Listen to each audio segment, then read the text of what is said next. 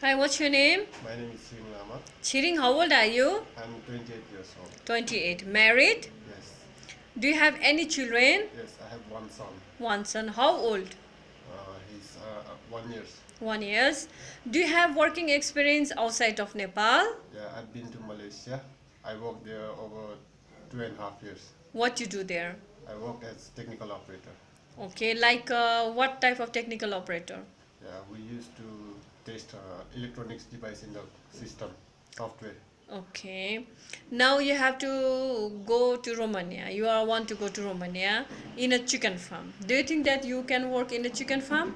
Yes, I can work. Yes. Are you sure? Sure. Okay. Have you ever caught the chicken and make the pieces like that? Yes. Where? Room. In your home. Yeah. Okay. Where are you from? From village or from Kathmandu? I'm from Kathmandu. Kathmandu. You born in Kathmandu or in the village? I was born in Kathmandu. Kathmandu. Do you think that you can work very hard? Yes, I can. It's not an easy job. Yes, I can. Yes. Yes. How many hours you can work? In Malaysia also I work 12 hours. Okay. Sometimes we have to work 16 hours.